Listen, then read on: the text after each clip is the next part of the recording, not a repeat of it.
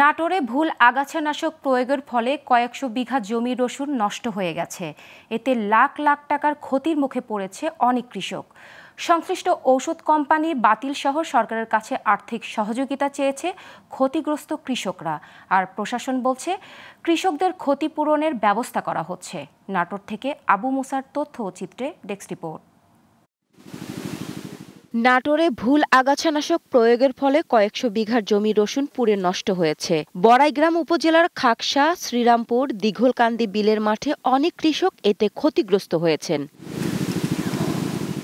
কৃষকরা জানায়, ডিলার ও বেশ কিছু খুচরা কীটনাশক দোকানদারের দেওয়া আগাছানাশক ঔষধে পুড়ে গেছে বিস্তীর্ণ জমির রসুন গাছ।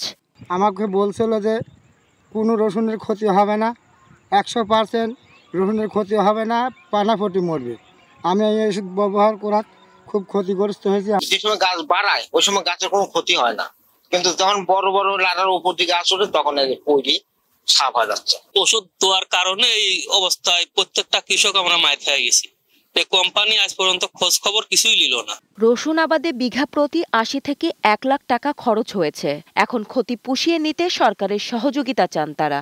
এই ওষুধটা ব্যবহার করার ফলে এই রসুনের দেখেন কি অবস্থা হয়ে গেছে। রসুনটা যখন ৫-৬ পাতা হয়েছে তখন এই রসুনের এই সমস্যাটা দেখা দিচ্ছে। এরকম ভাবে ওষুধগুলো দিয়ে যে আমাদের এই ক্ষতিগ্রস্ত করছে, এই ওষুধ যেন আর সে না বেচতে পারে বাজারে। সরকারের কাছে একটাই দাবি যে এসে দেখুক যে তাদের কোনো একটা ক্ষতিপূরণ দেওয়া যায় কি না। এদিকে উপজেলার নির্বাহী কর্মকর্তা জানান, কৃষক কোম্পানি ও ডিলারের সাথে কথা বলে কৃষকের ক্ষতিপূরণের ব্যবস্থা নেওয়া হচ্ছে। যারা কীটনাশক প্রতিনিধি এবং ডিলার তারা বলেছেন যে কৃষকের যেটুকু ক্ষতি হচ্ছে এটুকু ক্ষতি পুষিয়ে ওঠার জন্য তারা সর্বাত্মক সহযোগিতা করবে।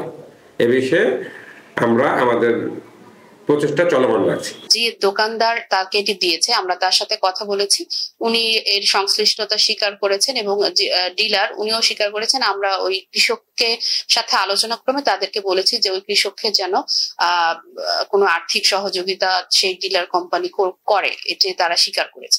ক্ষতিপূরণের ব্যবস্থা নিতে জেলা প্রশাসন শিগগির কার্যকর পদক্ষেপ নেবে, এমনটাই প্রত্যাশা ক্ষতিগ্রস্ত কৃষকদের। Global television news desk.